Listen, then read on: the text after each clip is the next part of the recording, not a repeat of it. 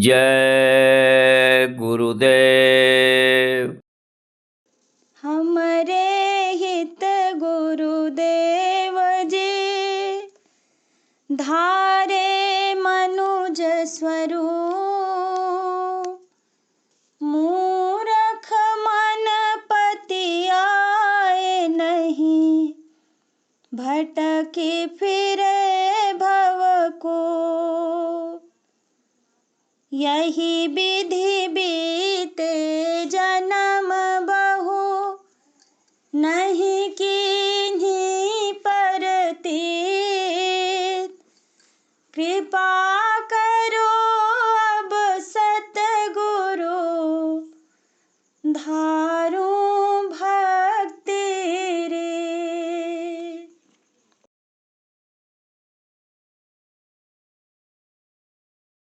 जोड़ोरी कोई सूरत नाम से, जोड़ोरी कोई सूरत नाम से। यह तन धन कुछ काम न आवे। यह तन धन कुछ काम न आवे। पड़ी लड़ाई जाम से, पड़े लड़ाई जाम से। अब तो समय मिलायति सुंदर। अब तो समय मिलायति सुंदर। शीतल हो बचे घाम से, शीतल हो बच घाम से।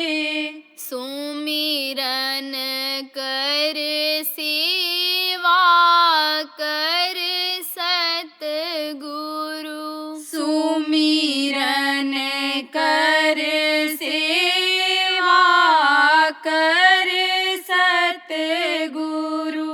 मन ही हटाओ काम से, मन ही हटाओ काम से।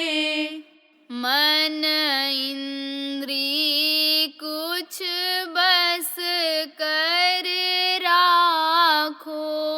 मन इंद्रिय कुछ बस कर राखो। पियो घूंट गुरु जाम से, पियो घूंट गुरु जाम से।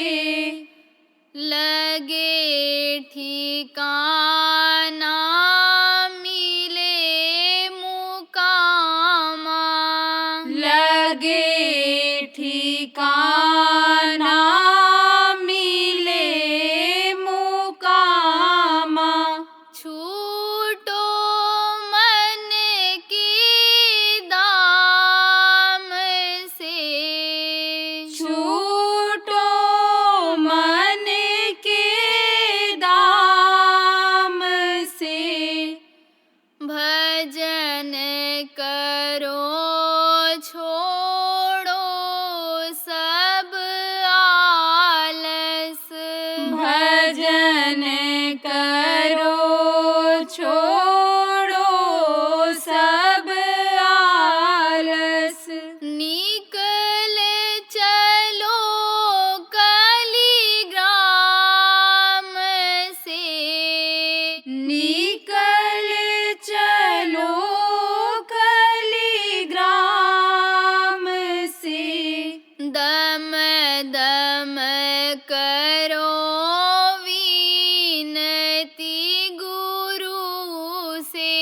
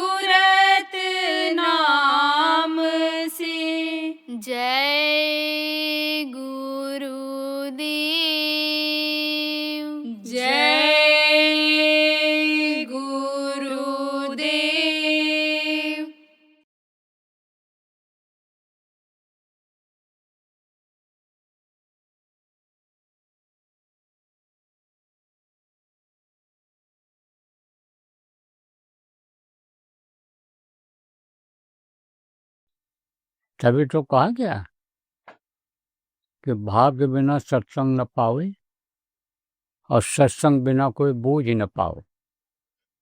जब भाग्य जगता है, सत्संग मिलता है, तब हर तरह की जानकारी होती है। और नहीं तो इस अथाह के थाह में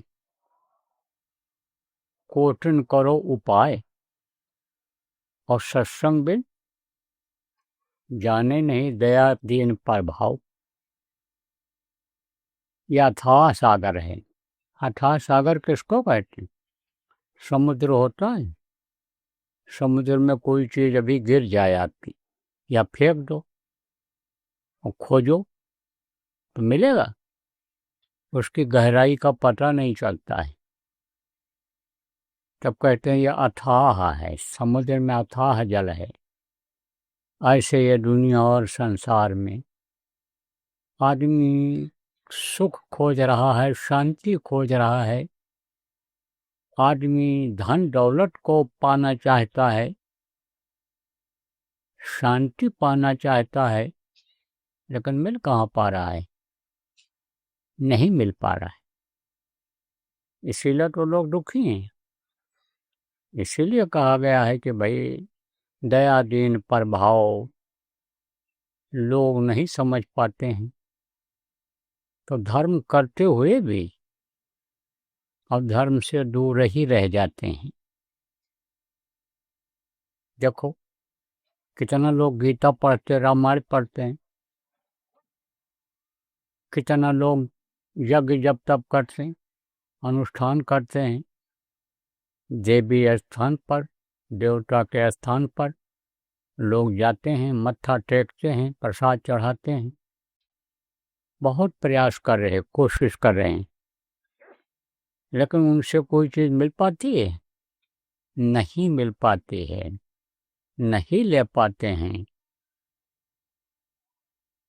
देखो ये जो जल है देवता कहलाते हैं, सूरज देवता कहलाते हैं, चंद्रमा देवता हैं, हवा पवन देवता कहलाते हैं, अग्नि ये देवता हैं, लेकिन ये कहीं खुश हो पाते हैं? नहीं खुश हो पाते हैं। आदमी को पानी की जरूरत है तो सूखा पड़ जाता है, पानी की जरूरत है तो ओला पत्थर गिर जाता है, हवा की जरूरत है तो हवा बंद हो जाती है, नहीं जरूरत है तो तेज हवा चलने लगती है। बजाय अन्य सुख पहुंचाने के लिए दुख देने लगते हैं। जब इनके खिलाफ कोई काम होता है तो सत्संग बिना जाने नहीं दया दीन प्रभाव। दया किसको कहा गया है? दया किसको कहते हैं? हर जीव पर दया करो, रहम करो, क्योंकि सबके अंदर उसी मालिक की रूह है, सबके अंदर वो मालिक का अंश जीवात्मा है, सब पर दया करो।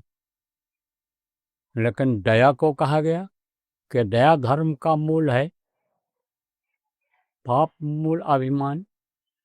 और स्वामी दया न छोड़िए जहाँ जब तक घट में प्राण है, तो दया को मूल धर्म कहा गया है। मूल धर्म से ही लोग जब अलग हो जाएंगे, जीव को जब उस प्रभु के सताएंगे तब प्रभु खुश होगा? नहीं खुश होगा, वो सजा दे देगा। इसीलिए कहा जाता है भाई हिंसा हत्या मत करो, जानवरों को मत काटो मारो। अब तो आजकल लोग देखो मार करके और पका करके खा जाते हैं, पेट को कब्रिस्तान बना दे रहे हैं। कब्रिस्तान किसको कहते हैं? जहाँ मुर्दे जलाए जाते हैं। मुर्दा किसको कहते हैं? जिसके अंदर जान नहीं रह जाती है, जिसके प्राण निकल जाते हैं, उसको मुर्दा कहते हैं। तो आदमी के अंदर से रूह निकल गई, जीवात्मा निकल गई, प्राण निकल गए, तो इसको मुर्दा कह करके लोग जलाते हैं। आसपास के लोग आकर के कहने लगते हैं जल्दी करो नहीं तो मिट्टी खराब हो जाएगी। कितना भी सुंदर शरीर हो, हृष्ट पुष्ट तंदुरुस्त हो, लेकिन इसी शरीर को लोग मिट्टी कहने लगते हैं, तो इसको ले जा कर के जला देते हैं, कहते हैं मुर्दा है। और यही जीवात्मा परमात्मा की अंश जिसको कहा गया ईश्वर अंश जीव अविनाशी, मुर्गा में भी, बकरा में भी, भैंसा में भी, गाय में भी, बैल में भी यही जीवात्मा है। तो जब उसको काट दिया, निकल गई जीवात्मा, तो मुर्दा हुआ कि नहीं हुआ? तो मुर्दा को जहाँ जलाओगे, पेट में आग होती है, अग्नि होती है जो भोजन को जलाती है, भोजन को घोलती है, गलाती है जिसको कहते हो। वही भोजन जो आप खाओ, चाहे चावल खाओ, चाहे साग सब्जी खाओ, दाल खाओ, या आप घी तेल खाओ, जो खाओगे उसको वो आग पकाएगी। मांस खाओगे, मछली खाओगे, अंडा खाओगे, तो उसको वही अग्नि पचाती है, वही जो है वो उसको घोलती है, और नहीं तो पेट में ऐसे पड़ा रहता है। बुढ़ापे में अग्नि कमज़ोर हो जाती है, तो भूख खत्म हो जाती है, पेट में पड़ा रहता है, डकार आने लगती है, गैस बनने लग जाता है, तो अग्नि कमज़ोर हो जाती है। अग्नि ही जलाती है, आग ही जलाती है पेट में। तो मुर्दा खाओगे, यानी समझो कि या करा बकरा ये सब जो खाते हैं, तो वो यानी समझो जलता है अंदर। तो जहाँ मुर्दा जलाया जाता है उसको क्या कहते हैं? कब्रिस्तान। पेट को कब्रिस्तान बना दिया। इसको समझ नहीं पा रहे हैं लोग। आज प्रेमियों, आपको समझने की ज़रूरत है। यह मनुष्य शरीर को मानव मंदिर कहा गया है। जितने भी महात्मा जानकार आए, इस मनुष्य शरीर को मंदिर बताया है। मुसलमान फ़कीर जो हुए हैं, जो जानकार हुए हैं, उन लोगों ने इसको जिस्मानी मस्जिद बताया है। स्पिरिचुअल मास्टर जिसको कहा गया, उन्होंने कहा कि टेम्पल ऑफ लिविंग गॉड कहा है उन्होंने, यानी ये वो मंदिर है मनुष्य शरीर कि जिसके अंदर परमात्मा निवास करता है। आप तो पहली बार आए हो, आपको बहुत से लोगों को ये नहीं मालूम होगा कि परमात्मा इसके अंदर निवास करता है, क्योंकि आपका संस्कार उस तरह का नहीं बना, आपको संत मंत का सत्संग नहीं मिला, जानकार का संग नहीं मिला, तो आपका संस्कार उसी तरह का है कि किसी ने कह दिया भगवान मंदिर में मिलेंगे। मुसलमान जहाँ रहते हैं उनके अगर मुल्ला पुजारी ने कह दिया, पंडित ने कह दिया आपको कि भगवान तो मंदिर में मिलते हैं, तो आप मंदिर में खोजोगे, मस्जिद में खोजोगे। लेकिन मस्जिद में जो जानकार हुए हैं, मस्जिद की असली मस्जिद कहाँ है, उन्होंने कहा है कि अल्लाह अल्लाह का मज़ा मुर्शिद के महखाने में है, और दोनों आलम की हकीकत एक पैमाने में है। ना खुदा मंदिर में देखा, ना खुदा मस्जिद में है, और शेख जी रिंदों से पूछो दिल की अर्शनिन, इसी में वो मिलता है। तभी तो कहा है कबीर साहब ने, यही घट भीतर सात समुंदर, यही मन मन नहाओ, मन मोरा विदेशो न जाओ, घर ही है क्या करी। मीराबाई का नाम बच्चियों सुनी होगी, आप लोग भी जो पढ़े लिखे लोग हो, मीराबाई का नाम सुने होगे, मारवाड़ की रानी थी। मिल गए उसको, कौन मिले? हरिदास जैसे गुरु मिल गए, अब यही इल्म दे दिया जो हमको आपको मिला अपने गुरु से। प्रेमियों, जो नामदानी हो गुरु महाराज के, हमारे बाद के हो, आप समझो कि जब मिले, ऐसे गुरु मिल गए, गुरु महाराज जैसे गुरु मिल गए, हरिदास मिल गए उनको, तो अंदर में ही उसने प्रभु का दर्शन किया। और जब दर्शन किया या घट के अंदर में, तब उन्होंने कहा, मीरा ने, कि घट घट मेरा साइयाँ, सूनी सेज न कोय, बलिहारी व घट का जा घट प्रगट होए। उन्होंने कहा सबके अंदर मालिक निवास कर रहा है, प्रभु निवास कर रहा है। अब गांव के लोग आप समझो, सीधे साधे लोग जो बैठे हो, इस बात को समझो कि यह दुनिया किसने बनाया है। तो पढ़े लिखे लोग तो बता देंगे कि भगवान ने बनाया है, दुनिया का बनाने वाला प्रभु है, भगवान है। अब अगर दुनिया बनाने वाला मिल जाए आपको तो कोई चीज़ की कमी रह जाएगी? नहीं रह जाएगी, कोई कमी नहीं रह जाएगी। फिर तो जो इच्छा कीन्ही मन माही, और हर प्रताप का दुर्लभ नहीं। जिस चीज़ की इच्छा करोगे वो चीज़ आपके लिए हाजिर हो जाएगी। तो क्यों ना वही एक काम कर लिया जाए कि प्रभु का दर्शन अंदर में होने लग जाए, उनकी आवाज़ सुनाई पड़ने लग जाए। क्यों ना एक काम ये किया जाए, जब ये मंदिर है, मानो मंदिर है और लोगों ने कहा है कि भगवान इसी में मिलता है, ना खुदा मंदिर में देखा, ना खुदा कहा ना उसने, कहीं नहीं देखा। खोजे रहे, खोजते रहे, लेकिन और उलझते चले गए। किसी ने कहा चले जाओ अयोध्या में भगवान मिलेंगे। अयोध्या गए तो अयोध्या वालों ने कहा भगवान तो वहाँ काशी में मिलेंगे, आप वहाँ चले जाओ, यहाँ कहाँ भगवान मिलेंगे। फिर जब वहाँ चले गए तब किसी ने कहा द्वारिका धाम जाओ, वहाँ मिलेंगे। द्वारिका धाम जब पहुँचे तो किसी ने कह दिया बद्रिका आश्रम चले जाओ, वहाँ मिलेंगे तुम। अब वहाँ चले गए, बस ऐसे भटकते रहे। दुविधा में दोनों गई, माया मिली न राम। न राम मिले, भगवान मिले, न माया मिली। अरे घर पे रहते तो कुछ कमाते, माया घर में आती तो या जड़ माया रुपया पैसा कुछ आता, लेकिन भटकते रहे।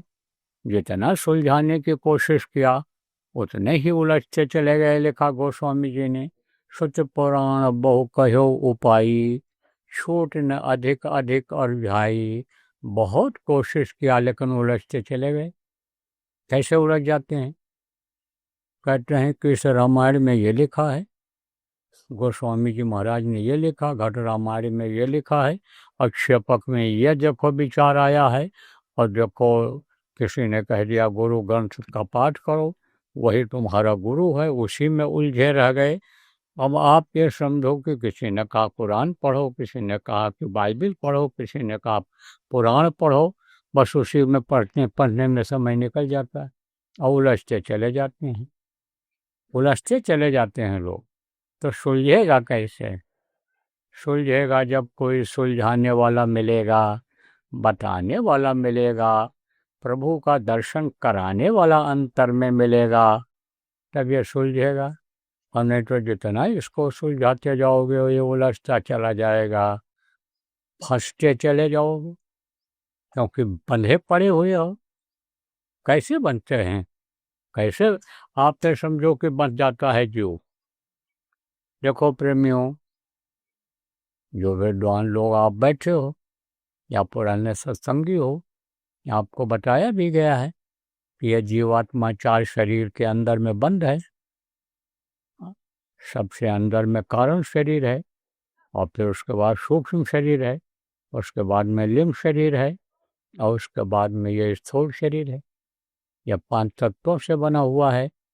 जल पृथ्वी अग्नि वायु और आकाश में से बना हुआ है। माँ के पेट में 9 महीने में तैयार हुआ है। ये मोटा कपड़ा है। जैसे इस समय ठंडी है तो ऊपर से कोट पहन लेते हो, मोटा रहता है, फिर स्वेटर पहनते हो, फिर उसके बाद नीचे कमीज शर्ट कुर्ता पहनते हो, फिर बनियाइन पहनते हो। तो जैसे ये शरीर 4 कपड़े से ढक लेते हो, ऐसे ये जीवात्मा 4 शरीर में बंद है। तो जीवात्मा तो बंद है 4 शरीर, और शरीर आपको मिल गया तो आप क्या मुक्त हो बंधन से? नहीं मुक्त हो। देखो, किसी के नाती पोता सब होते हैं, किसी के लड़के बहू होती है, किसी की पत्नी नहीं होती है, और कोई ऐसे भी हैं जिनके कोई नहीं है, कोई नहीं है। आप ये समझो कि बाप यानी पिता माता सब चले गए दुनिया से। आप समझो शादी ब्याह किया नहीं तो बच्चे कहाँ से पैदा होंगे। लेकिन वो भी बंधे हुई। मैं तो अपने को ही कहता हूँ कि मेरे पिताजी माताजी भाई यानी समझो कि अधिकांश लोग परिवार के इस दुनिया संसार से चले गए। शादी ब्याह किया नहीं तो बच्चे कहाँ से होंगे। लेकिन ये शरीर तो है, इसको भोजन चाहिए, इसको ठंडी गर्मी से बचाना है बुढ़ापे में, तो वतन चाहिए रहने का, ढकने के लिए कुछ कपड़ा चाहिए, तो ये भी एक बंधन है। अब जो सबको अपना बच्चा मान लेता है और सबके साथ बच्चे की तरह व्यवहार करता है, जो बड़े भाई की तरह व्यवहार करता है, मान लेता है, तो आप ये समझो वो ध्यान रखते हैं। बच्चे देखो बुढ़ापा में ध्यान रखते हैं, और समझो कि आप जो बड़े लोग होते हैं वो अपना छोटा समझ कर ध्यान रखते हैं। तो कोई भले दे दे, रोटी दे दे, खिला दे, कोई कपड़ा दे दे, लेकिन जो ये काम नहीं करते हैं, अपने परिवार में ही फंसे हुए हैं, परिवार को ही सब कुछ समझते हैं, तो उनको मेहनत मजदूरी करनी पड़ती है, व्यापार करना पड़ता है, खेती करना पड़ता है, नौकरी करनी पड़ती है, तब तो खाने को आता है, तब खुद खाते हैं, बच्चों को खिलाते हैं। तो ये एक बंधन है कि नहीं बंधन है।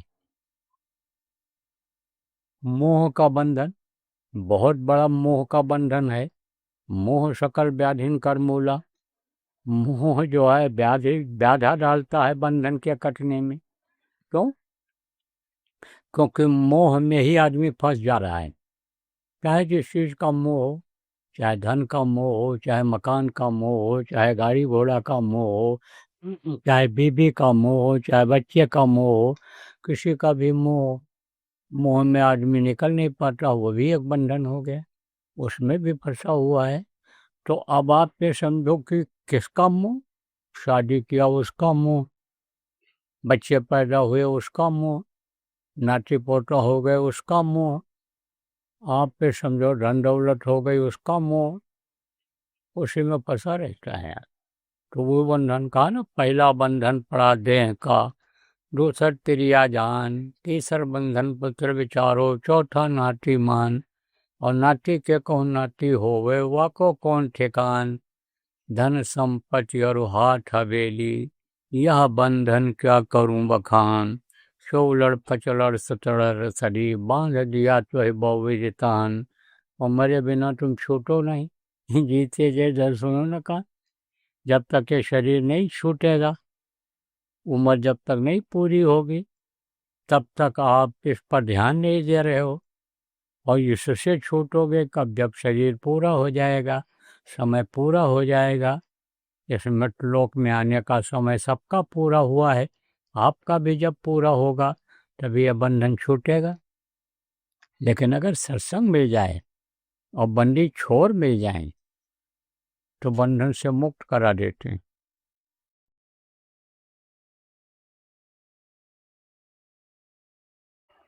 तीन दिन का अखंड नाम धुनी होगा, उसको जगह जगह पर लगाना है, उसमें हर कोई बैठेगा। जैसे परिवार के लोग हैं आपके, बैठ कर के नाम धुनी बोलेंगे, रिश्तेदारों को भी बुला सकते हो, मिलने जुलने वालों को आप निमंत्रण देकर बुला सकते हो। 72 घंटे का ये चलेगा, रात और दिन, 3 दिन का ये होगा, रात दिन चलेगा, ये खंडित नहीं होगा, अखंड चलेगा। कुछ लोग वहाँ बैठे ही रहेंगे जहाँ जहाँ शिविर लगेगी, और ऐसी जगह पर आप लोग लगवाना कि जहाँ खंडित न हो, चल जाए, तो खंडित नहीं होता है। जैसे एक साथ लोग बैठ गए, 2-3 लोग एक तरफ हो गए, अब 2-3 लोग बराबर एक साथ बोलें, और फिर उसके बाद फिर जो और दूसरे लोग रहें वो 2-3 लोग लगातार बोलें, और उन्हीं के साथ और लोग भी बोलेंगे, बराबर बोलते रहेंगे, बराबर बोलेंगे, तो उसमें थोड़ा उनको आराम भी मिल जाएगा बोलने वालों को। और खंडित भी नहीं होगा। जैसे हमारे साथ 2-3 लोग बोलने लग गए, अब उसके साथ बोलने लग गए और लोग, और फिर उसके बाद उधर सामने वाले बोलेंगे तो खंडित नहीं होगा, तो लगातार वो चलेगा। नाम धुनी शिविर में बैठने वाले को, बोलने वाले को, लगवाने वाले को, जगह देने वाले को, व्यवस्था करने वाले को, सबको लाभ मिलेगा। जो जिसकी जितनी मेहनत होगी उसका फल उसको मिलेगा। आप कहो कि तुरंत का तुरंत फल मिल जाए, तो ये फल ऐसे नहीं दिखाई पड़ेगा कि हाथ में जैसे अमरूद के अलावा सेब दे दिया जाता है, ऐसा फल ये नहीं रहेगा। यह फल आपके मौके पर काम आएगा। कौन से मौके पर? जब जान बचने का कोई मौका नहीं होगा, जब आप परेशान हो जाओगे किसी भी तरफ, आपके लिए कोई इज्जत बचने का, जमीन जायदाद बचने का जब कोई उपाय नहीं रहेगा, तब जब याद करोगे गुरु महाराज दया करो, तब यह आपका फल आपके काम आ जाएगा। तो इसलिए आप इकट्ठा करो फल को, उसको अपने रिजर्व रखो। मौत के सामने पीड़ा कम करेगा। मौत जब आ जाएगी आखिरी वक्त पर पीड़ा कम करेगा, दर्द कम करेगा। आप ये मोटी बात समझ लो कि 24 जनवरी से ये शुरू होगा, तो 25, 26, 27 को ख़त्म होगा।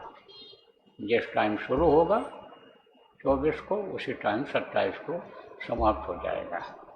खबर आपके पास आ जाएगी कितने बजे शुरू होगा।